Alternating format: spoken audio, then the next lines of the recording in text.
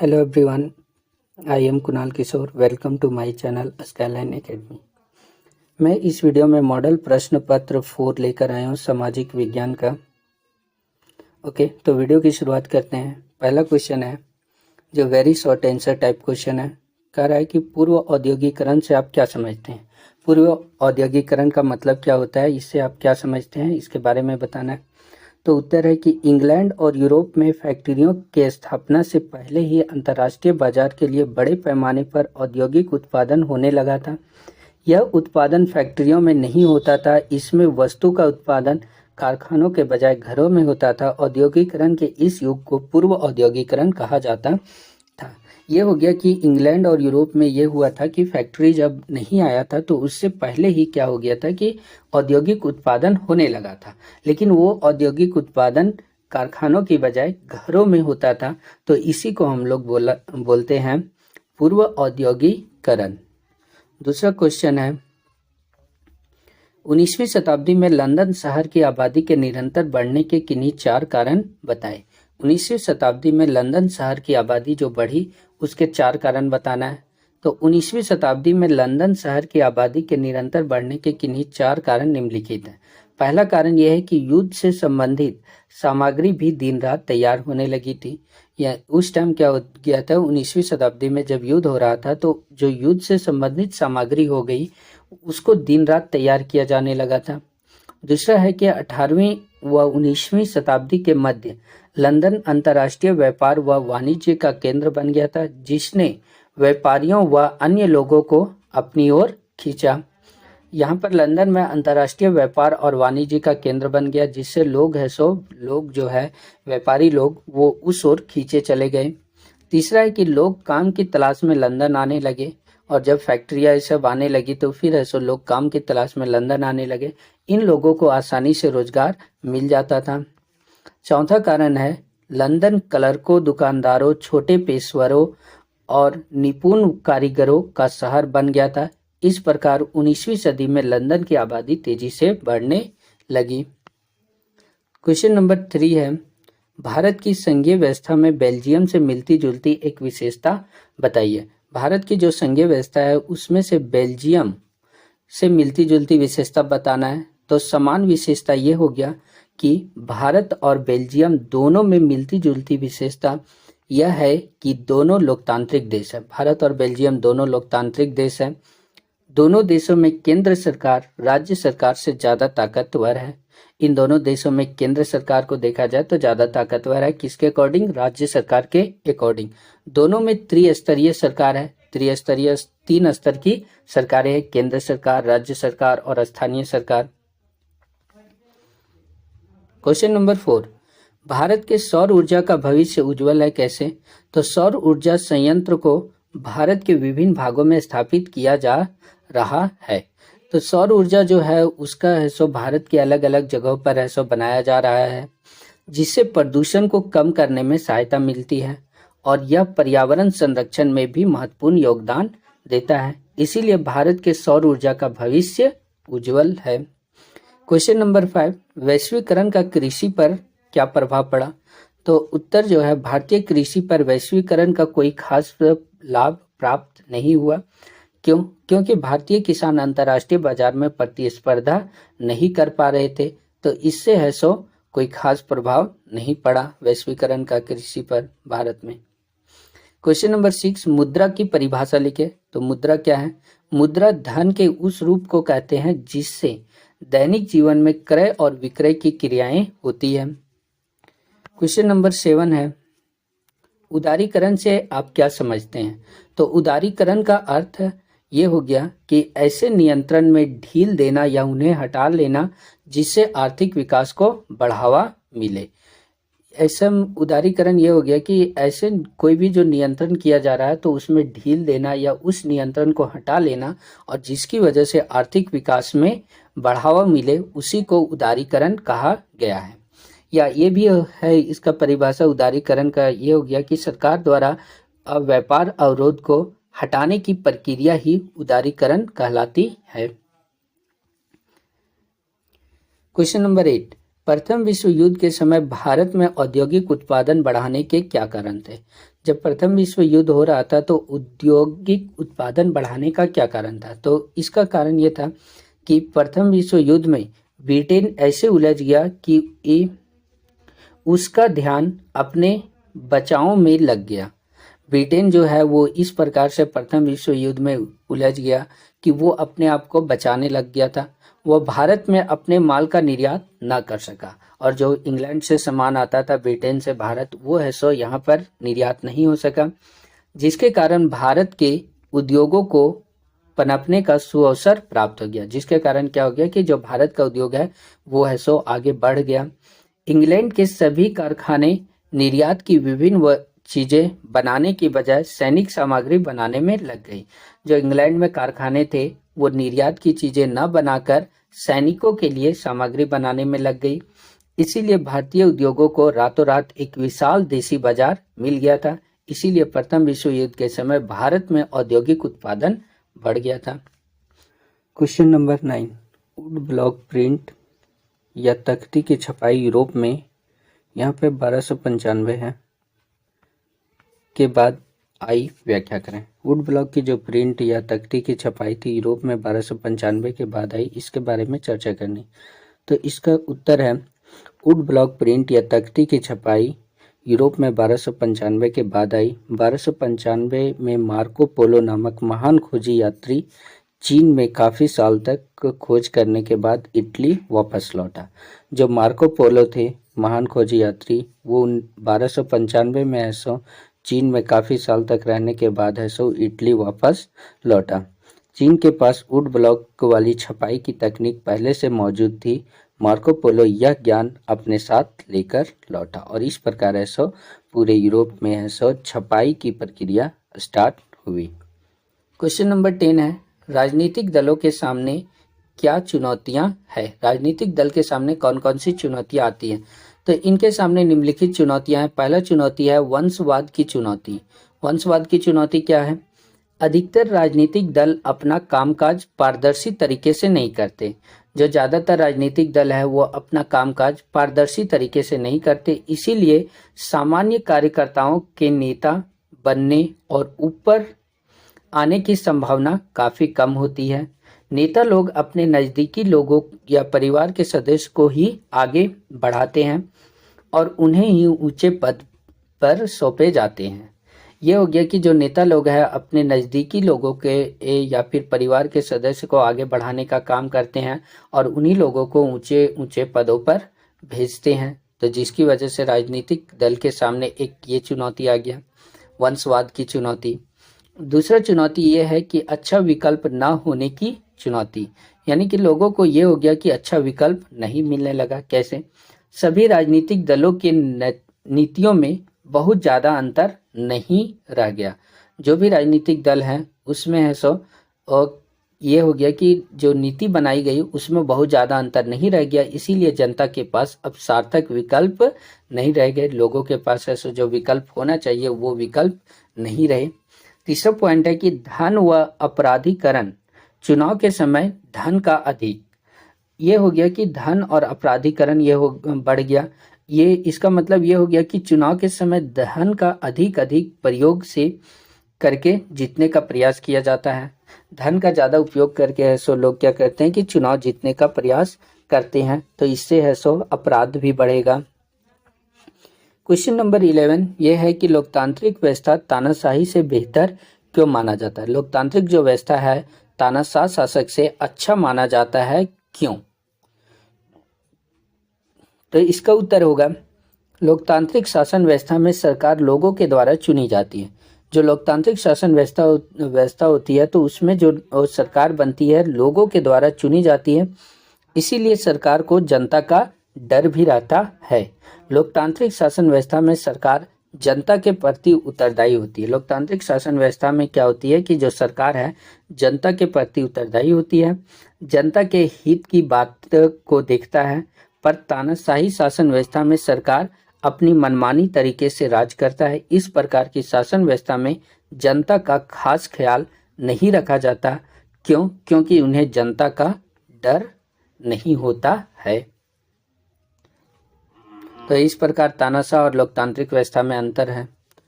Next question है question number 12, प्राणी जात और वनस्पति जात के ह्रास के चरणों को उल्लेख करें। ओके, यहाँ पर प्राणी जात और वनस्पति जात के ह्रास के कारण का क्या है उसके बारे में बताना है। तो इसका ये कारण है, उत्तर है कि प्राकृतिक वनस्पति जात और प्राणी जात के ह्रास का सबसे बड़ा कारण मनुष्य ही है। प्राणी जात हो या वनस्पति जात हो, तो इसके ह्रास होने का सबसे बड़ा कारण मनुष्य है। हमने अपनी सुख सुविधाओं के लिए पर्यावरण का भरपूर प्रयोग किया है। हमें लकड़ी, छाल, पत्ते, रबड़, दवाइयाँ, भोजन, ईंधन, चारा आदि वनों तथा वनों से प्राप्त होते हैं। जो मनुष्य है, हम लोग हैं, तो हम लोग की जो भी सुख सुविधाएं की चीज़ें हैं वो पर्यावरण से मिलती है। क्या क्या? लकड़ी मिलता है, छाल मिलता है, पत्ते, रबड़, दवाइयाँ, भोजन, ईंधन, चारा, सभी चीज़ें हैं सो हमें प्राकृतिक से ही मिलती है। इसीलिए वन और वन्य जीवों को नुकसान पहुंचाने वाले भी हम ही हैं। रेल लाइन, कृषि व्यवसाय और खनन क्रियाओं में भी वनस्पति जात और प्राणी जात का ह्रास हुआ है। क्वेश्चन नंबर 13, अतिरिक्त मुद्रा वाले लोगों और जरूरतमंद लोगों के बीच बैंक किस प्रकार मध्यस्थता काम करती है। जो ज़्यादा पैसा जिनके पास है और ज़रूरतमंद लोग हैं, तो उसके बीच बैंक किस प्रकार काम करती है उसके बारे में बताना है। तो अतिरिक्त मुद्रा वाले लोग अपना अतिरिक्त धन को बैंकों में जमा करवा देते हैं।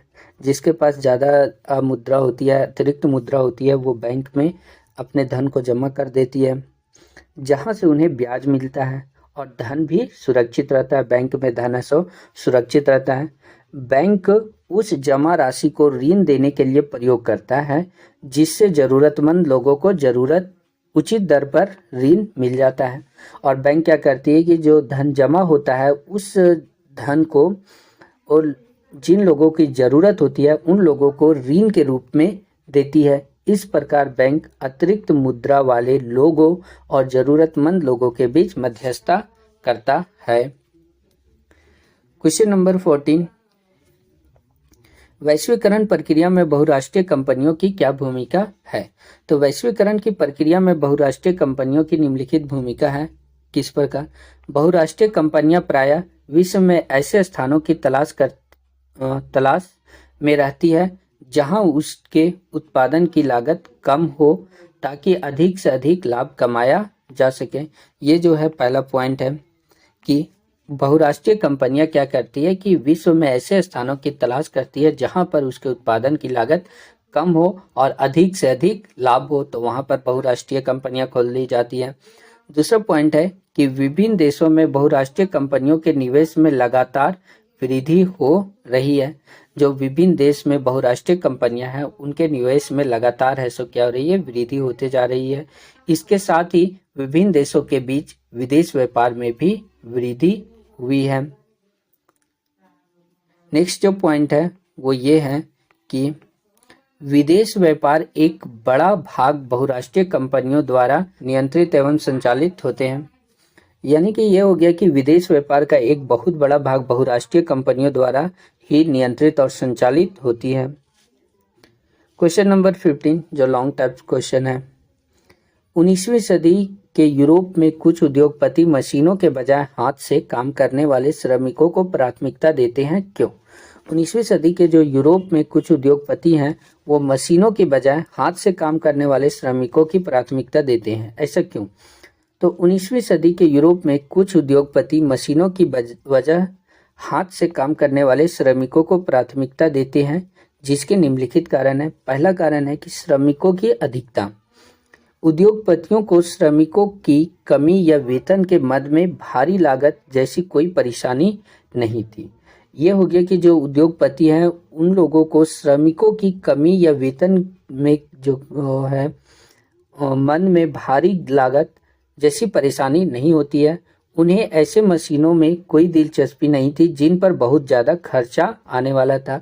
ये हो गया कि जो मशीनें आई थी तो उन मशीनों का जो मूल्य है या फिर दाम है बहुत ज़्यादा था, जिस वजह से उद्योगपति उसको ऐसो अपना नहीं रहे थे। दूसरा कारण है कि श्रम में मौसमी मांग। श्रम में किस प्रकार की मांग थी? मौसमी मांग थी। बहुत सारे उद्योगों में श्रमिकों की मांग मौसमी आधार पर घटती बढ़ती रहती थी। ये हो गया कि मौसम के आधार पर अगर ये जैसे कोई फंक्शन है, फेस्टिवल है, तो उस टाइम है सो और मांग बढ़ जाता था, जिसकी वजह से ज़्यादा मजदूरों की ज़रूरत पड़ती थी। किसी खास समय उन्हें ज़्यादा मजदूरों की आवश्यकता होती थी, तो किसी उनका काम मजदूरों में ही हो जाता था। ये हो गया कि कभी कभी ऐसा भी होता था कि जो उनका काम था वो कम मजदूरों में भी हो जाता था। तो इस प्रकार से है सो ज़्यादा जो मशीनें हैं उसका उपयोग उद्योगपति नहीं करते थे। तीसरा कारण ये है कि मानवीय कौशल के से बनने वाले उत्पाद की मांग। बहुत सारे उत्पाद केवल हाथ से ही तैयार किए जाते थे। ऐसे उत्पाद थे जो हाथ से ही केवल तैयार किए जा सकते थे। मशीनों से एक जैसे तय किस्म के उत्पाद ही बड़ी संख्या में बनाए जा सकते थे।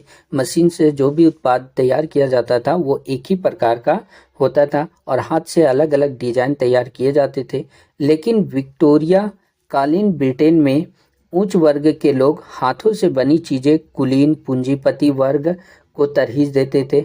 जो हाथ से बनी चीजें होती थी वे लोग सो कुलीन वर्ग के लोग और पूंजीपति वर्ग के लोग हाथ से बनी चीजों को ही ज्यादा पसंद करते थे। चौथा कारण है कि हाथ से बनी वस्तु के प्रति आकर्षण। जो हाथ से बनी चीजों को परिष्कार और सुरुचि का प्रतीक माना जाता था। उनका फिनिश अच्छी होती थी। हाथ से जो बनाई जाती थी वो उनकी फिनिशिंग अच्छी होती थी। उनको एक एक करके बनाया जाता था और उनका डिजाइन अच्छा होता था। तो इस वजह से है सो और जो 19वीं सदी के यूरोप में जो उद्योगपति लोग हैं वो मशीनों की बजाय हाथ से काम करवाने में ज़्यादा रुचि रखते थे। क्वेश्चन नंबर 16 ये कह रहा है कि संघवाद या संघीय शासन व्यवस्था क्या है, यह कितने तरीके से संगठित होता है, इसकी विशेषता क्या है। संघवाद या संघीय शासन व्यवस्था क्या होती है इसके बारे में बताना है। उत्तर यह है कि संघवाद सरकार का वह रूप है जिसमें शक्ति का विभाजन आंशिक रूप से केंद्र सरकार और राज्य सरकार अथवा क्षेत्रीय सरकारों के मध्य होता है।